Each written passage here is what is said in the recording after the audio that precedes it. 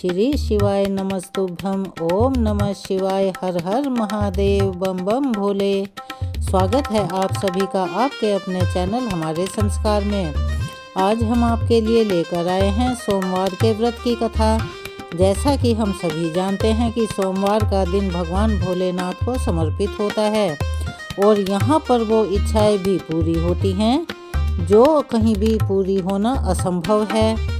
इसीलिए इन्हें भोलेनाथ कहा जाता है। ये अपने नाम की तरह से ही भोले हैं और बहुत थोड़ी सी कोशिश से, पूजा अर्चना से, श्रद्धा भाव से ये हमेशा रीझ जाते हैं। और ऐसा हमारे वेद शास्त्रों में भी वर्णित है और माना भी जाता है कि जो भी सच्चे मन, श्रद्धा और विश्वास के साथ भगवान भोलेनाथ की पूजा अर्चना, व्रत उपवास करता है, उनकी सभी मनोकामनाएं पूर्ण होती हैं। तो चलिए एक बार मेरे साथ प्यार से बोलिए, ओम नमः शिवाय। हर हर महादेव। बम बम भोले। अब हम शिव की महिमा का गुणगान करते हुए इस पावन पवित्र कथा का आरंभ करते हैं। एक बार की बात है, किसी नगर में एक साहूकार था। उसके घर में धन की, अन्न की, किसी भी वस्तु की कोई कमी नहीं थी, लेकिन कोई संतान न होने के कारण वह और उसकी पत्नी दोनों बड़े दुखी रहा करते थे। संतान प्राप्ति के लिए वह हर सोमवार को व्रत रखता था और पूरी श्रद्धा और विश्वास के साथ शिव मंदिर में जाकर भगवान शिव और माता पार्वती की पूजा नित्यनेम से किया करता था। उसकी भक्ति देखकर एक दिन माँ पार्वती प्रसन्न होकर भगवान शिव से साहूकार की मनोकामना पूर्ण करने का निवेदन करती हैं। पार्वती जी के आग्रह पर भगवान शिव ने कहा कि हे देवी पार्वती, इस संसार में हर प्राणी को उसके कर्मों के अनुसार फल मिलता है और जिसके भाग्य में जो होता है उसे भोगना ही पड़ता है। लेकिन पार्वती जी तो हठ पकड़ के बैठ गई और उन्होंने साहूकार की भक्ति देखकर उसकी मनोकामना पूर्ण करने की इच्छा जाहिर की। माता पार्वती के आग्रह पर भगवान शिव ने साहूकार को पुत्र प्राप्ति का वरदान तो दे दिया, लेकिन उन्होंने बताया कि यह बालक केवल 12 वर्षों तक ही जीवित रहेगा। माता पार्वती और भगवान शिव की इस संवाद को साहूकार सुन रहा था, इसीलिए उसे ना तो इस बात की खुशी हुई कि उसे पुत्र की प्राप्ति होगी और ना ही कोई दुख हुआ, बल्कि वह पहले की तरह जैसा उसने नियम बना रखा था शिव जी की पूजा करता रहा। कुछ समय के बाद साहूकार की पत्नी ने एक पुत्र को जन्म दिया। जब वह बालक 11 वर्ष का हुआ तो उसे पढ़ने के लिए काशी भेज दिया गया। साहूकार ने पुत्र के मामा को बुलाकर उसे बहुत सारा धन देते हुए कहा कि तुम इस बालक को काशी विद्या ग्रहण करने के लिए लेकर चले जाओ और इस बात का ध्यान रखना, तुम लोग रास्ते में यज्ञ और हवन करवाते हुए जाना और ब्राह्मणों को यथाशक्ति भोजन दक्षिणा देते हुए जाना। दोनों मामा भांजे इसी तरह यज्ञ कराते, ब्राह्मणों को दान दक्षिणा देते काशी नगरी के लिए निकल पड़े। यात्रा के दौरान रास्ते में एक नगर पड़ा, जहां नगर के राजा की कन्या का विवाह हो रहा था, लेकिन जिस राजकुमार से उसका विवाह तय हुआ था और होने वाला था वह एक आंख से काना था। राजकुमार के पिता ने अपने पुत्र के काना होने की बात को छुपाने के लिए सोचा, क्यों ना उस साहूकार के पुत्र को दूल्हा बनाकर राजकुमारी से विवाह करा दूं और विवाह के बाद इसको धन देकर यहाँ से विदा कर दूंगा और राजकुमारी को अपने नगर ले आऊँगा। लड़के को दूल्हे के वस्त्र पहनाकर राजकुमारी से विवाह करा दिया गया। साहूकार का पुत्र ईमानदार था, उसे यह बात सही नहीं लगी, इसीलिए उसने अवसर पाकर राजकुमारी के दुपट्टे पर लिख दिया कि तुम्हारा विवाह तो मेरे साथ हुआ है, लेकिन जिस राजकुमार के साथ तुम्हें विदा किया जाएगा वह एक आंख से काना है।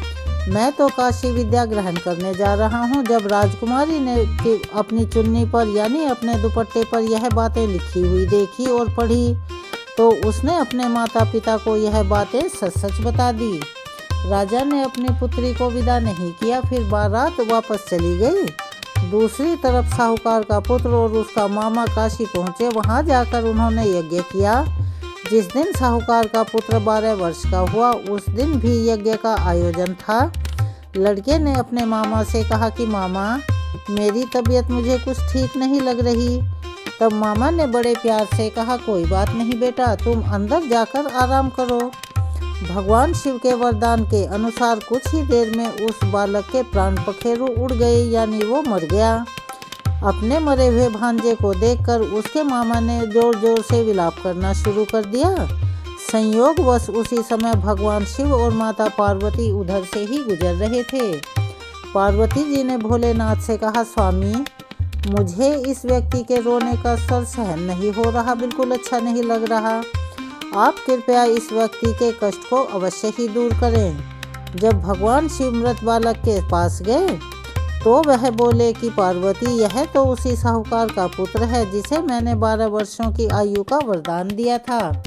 अब आज इस बालक की आयु पूरी हो चुकी है। लेकिन मातृ भाव से विभोर माता पार्वती जी कहने लगी, महादेव, आप इस बालक को और आयु देने की कृपा करें, नहीं तो इसके वियोग में इसके माता पिता भी तड़प तड़प कर मर जाएंगे। माता पार्वती के पुनः आग्रह पर भगवान शिव ने उस लड़के को जीवित होने का वरदान दे दिया।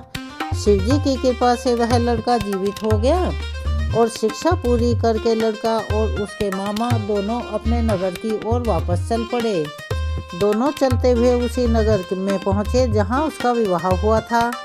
उस नगर में भी उन्होंने यज्ञ का आयोजन किया। उस लड़के के ससुर ने उसे पहचान लिया और अपने साथ बहुत खुशी से महल में ले आया और उसकी खूब आवभगत की और अपनी पुत्री को धूमधाम से विदा कर दिया। इधर साहूकार और उसकी पत्नी भूखे प्यासे रहकर अपने बेटे की बाट देख रहे थे।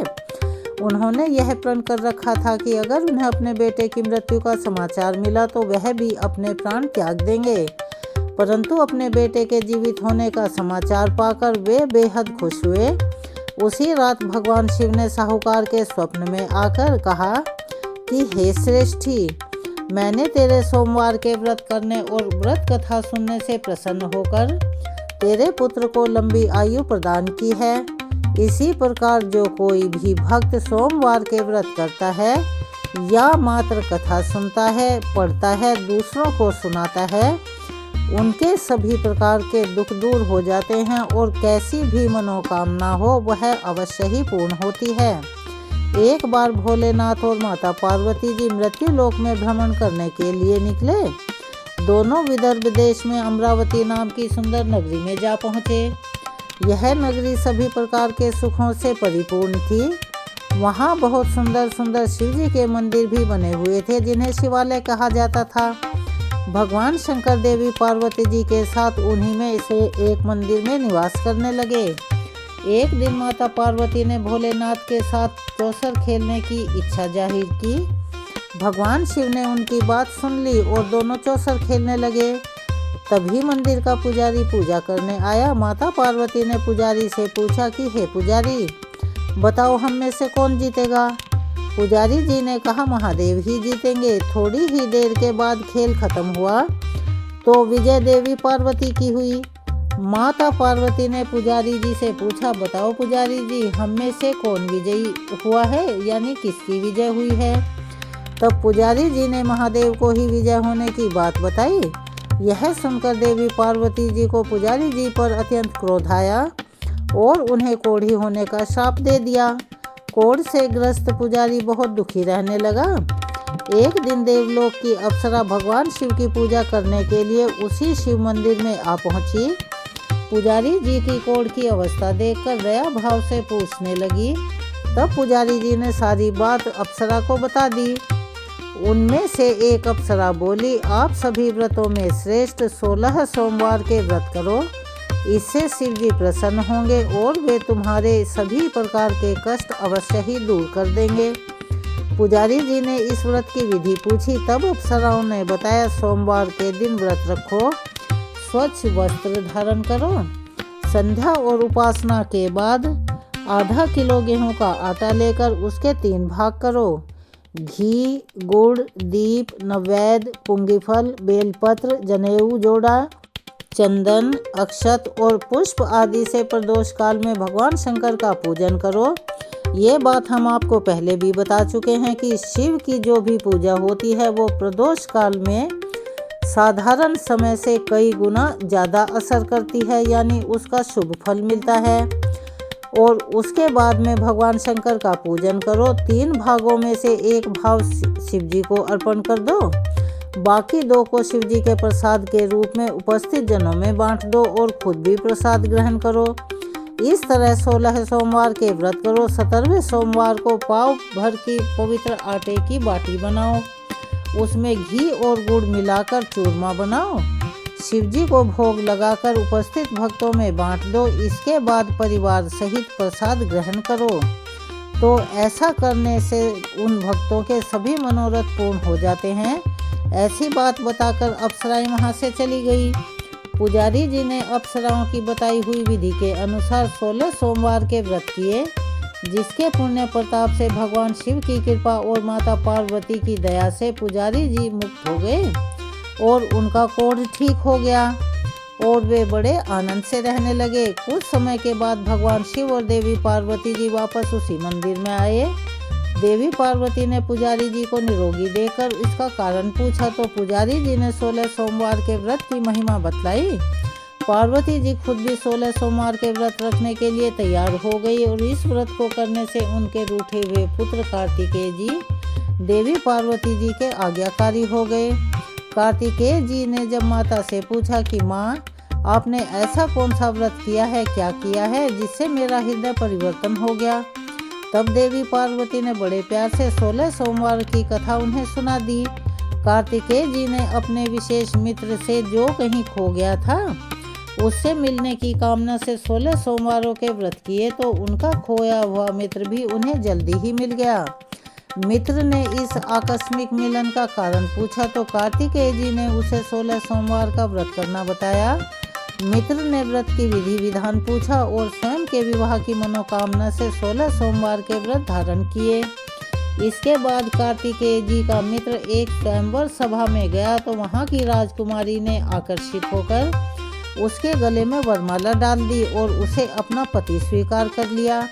तब राजा ने बहुत सारा धन और सामान देकर उसको विदा किया। अब वे दोनों सुख से रहने लगे। जब 16 सोमवार के व्रत का उसकी पत्नी को पता लगा तो उसने पुत्र की प्राप्ति की कामना से 16 सोमवार के व्रत किए। उसके बाद कुछ समय एक अति सुंदर, सुशील और बुद्धिमान पुत्र प्राप्त हुआ। जब वह बड़ा हुआ तो उसने अपनी माँ से 16 सोमवार के व्रत की गाथा सुनी, यानी विधि पूछी। तब उसने भी राज्य का अधिकार प्राप्त करने के लिए 16 सोमवार के व्रत शुरू कर दिए। एक राजा को अपनी कन्या के लिए योग्य पुरुष की खोज थी, तो राजा ने अपनी कन्या का विवाह उस सर्वगुण संपन्न पुरुष से कर दिया। राजा के कोई पुत्र तो था नहीं, उसने अपने दामाद की योग्यता देखकर उसे राजा बना दिया। राजा बनने के बाद भी वह 16 सोमवार के व्रत करता रहा। 17वां सोमवार आने पर उसने अपनी पत्नी से शिवजी की पूजा के लिए मंदिर चलने को कहा, तो उसने दासियों से कहकर पूजा की सामग्री तो भिजवा दी, लेकिन वह वहां खुद नहीं गई। अब इधर राजा ने शिवजी की पूजा समाप्त की तो आकाशवाणी हुई, हे राजा, अपनी रानी को राजमहल से निकाल दे, नहीं तो तेरा सर्वनाश हो जाएगा। राज दरबार में आकर सभासदों से विचार विमर्श किया गया और सर्वनाश के भय से रानी को राजमहल से बाहर निकाल दिया। अपने दुर्भाग्य को कोसती हुई रानी नगर से बाहर चली गई। दुखी मन से चलते हुए वह एक गांव में जा पहुंची। वहां पर एक बूढ़ी माई रहती थी जो सूत बेचने का काम करती थी। बूढ़ी माई ने दया करके रानी को अपने साथ सूत बेचने के लिए रख लिया। जब रानी को साथ रखा तो बूढ़ी माई का तो सूत बिकना ही बंद हो गया। बूढ़ी माई ने रानी को वहां से जाने को कह दिया। अब रानी एक तेली के यहाँ काम मांगने गई। उसी समय तेली के मटके चटक गए, सारा तेल बह गया। तेली ने भी उसे वहां से भगा दिया। दुखी होकर रानी एक नदी के पास गई तो नदी का सारा पानी सूख गया। वह एक पेड़ के नीचे बैठी तो पेड़ के सारे पत्ते झड़कर गिर गए। आसपास के लोगों ने जब यह सब कुछ देखा तो उसे पकड़कर मंदिर के पुजारी गोसाई जी के पास ले गए। गोसाई जी देखते ही जान गए कि यह कोई विधि की मारी हुई कुलीन स्त्री है। गोसाई जी ने रानी से कहा वह उनके आश्रम में उनकी पुत्री की तरह रह सकती है। अब रानी आश्रम में रहने लगी। रानी भोजन बनाती तो उसमें कीड़े पड़ जाया करते, पानी भर कर लाती तो वह गंदा हो जाता। अब तो गोसाई जी ने एक दिन दुखी होकर उससे पूछा कि बेटी, तुम्हारी यह दशा कैसे हुई? यह किस देवता का कोप है? तब रानी ने शिव जी की पूजा में ना जाने वाली बात गोसाई जी को बताई तो गोसाई जी बोले, पुत्री, तुम 16 सोमवार के व्रत करो, इससे तुम अपने सभी कष्टों से मुक्ति पा सकती हो। गोसाई जी की बात मानकर रानी ने 16 सोमवार के व्रत किए। 17वें सोमवार के दिन विधि विधान से शिव जी की पूजा भी की। पूजन के प्रभाव से राजा को इधर महल में रानी की याद सताने लगी और रानी को ढूंढने के लिए उसने चारों दिशाओं में अपने दूत भेज दिए। रानी की खोज में घूमते घूमते दूत गोसाई जी के आश्रम में भी जा पहुँचे।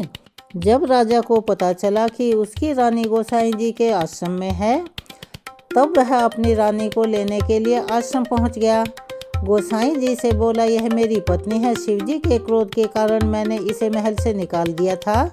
अब जब शिव जी का प्रकोप शांत हो चुका है तो इससे मेरे साथ जाने की आज्ञा दे दीजिए। गोसाई जी ने रानी को राजा के साथ जाने की आज्ञा दे दी। रानी बहुत खुश हुई। राजा और रानी के आने की खुशी में नगर वासियों ने खूब नगर को सजाया, मंगल गीत गाए, पंडितों ने मंत्र आदि गाकर उनका स्वागत किया। इस तरह धूमधाम से रानी का महल में प्रवेश हुआ। राजा ने ब्राह्मणों को दान आदि दिए, याचकों को धन धान्य दिया, जगह जगह भूखे लोगों को भोजन खिलाने के लिए भंडारे करवाए। राजा रानी 16 सोमवार के व्रत करते हुए शिव जी का विधि विधान से पूजन करते और सुखपूर्वक लंबे समय तक जीवन बिताने के बाद शिवलोक को चले गए। इस प्रकार जो भी मनुष्य मन, वचन और कर्म से, भक्ति भाव से, श्रद्धा भाव से 16 सोमवार के व्रत और पूजन विधि विधान से करता है और इस कथा को सुनता है, वह सभी सुखों को प्राप्त करके अंत में शिवलोक को जाता है। और यह व्रत सभी मनोरथ पूर्ण करने वाला है, इसमें कोई संदेह नहीं है। तो चलिए एक बार मेरे साथ प्यार से बोलिए, भोले शंकर भगवान की जय। जैसा कि हम अपने दोस्तों को, अपने श्रोताओं को, भक्तों को अपनी हर वीडियो में बताते हैं कि कोई भी व्रत रखने के बाद या कथा सुनने के बाद आरती करना अनिवार्य होता है, अन्यथा वह कथा और व्रत अधूरा माना जाता है।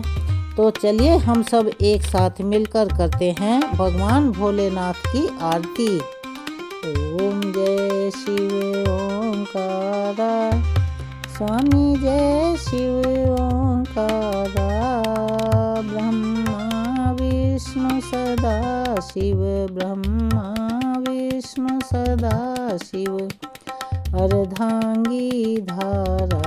ओम जय शिव ओंकारा, एकानन चतुरानन पंचानन राजे, स्वामी पंचानन राजे, हंसासन गरुड़ासन, हंसासन गरुड़ासन, वृषवाहन साजे। ओम जय शिव ओंकारा, दो भुज चार चतुर्भुज, 10 भुज अति सोहे, स्वामी 10 भुज अति सोहे, त्रिगुण रूप निरखता, भोले का रूप निरखता, त्रिभुवन जन मोहे। ओम जय शिव ओंकारा, अक्षमाला वनमाला, मुंडमाला धारी, स्वामी मुंडमाला धारी, चंदन मृग मद सोहे, चंदन मृग मद सोहे, भोले शुभकारी। ओम जय शिव ओंकारा, श्वेतांबर पीतांबर बाघांबर अंगे, स्वामी बाघांबर अंगे, सनकादिक भूतादिक, सनकादिक भूतादिक, प्रेतादिक संगे। ओम जय शिव ओंकारा। ओंकारा। कर के बीच कमंडल चक्र त्रिशूल धरता, भोले चक्र त्रिशूल धरता। सुख करता दुख हरता, सुख करता दुख हरता, जग पालन करता। ओम जय शिव ओंकारा। ब्रह्मा विष्णु सदा शिव, जानत अविवेका, स्वामी जानत अविवेका। प्रणवाक्षर के मध्य, प्रणवाक्षर के मध्य, ये तीनों एका। ओम जय शिव ओंकारा। त्रिगुण स्वामी की आरती जो कोई नर गावे, स्वामी प्रेम सहित गावे। कहत शिवानंद स्वामी, भजत हरिहर स्वामी, सुख संपत्ति पावे। ओम जय शिव ओंकारा। ओम जय शिव ओंकारा। स्वामी जय शिव ओंकारा।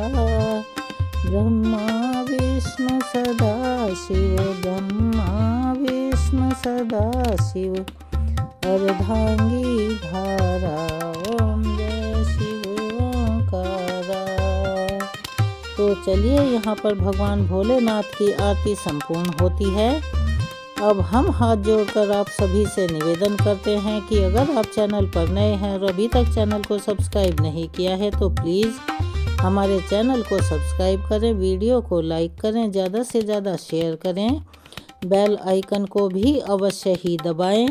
अपना सहयोग और प्यार हमें ऐसे ही प्रदान करते रहें।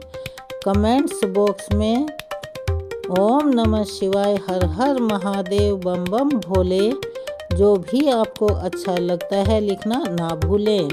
अपना प्यार और सहयोग हमें ऐसे ही प्रदान करते रहें। मिलते हैं अगली वीडियो में, तब तक के लिए धन्यवाद।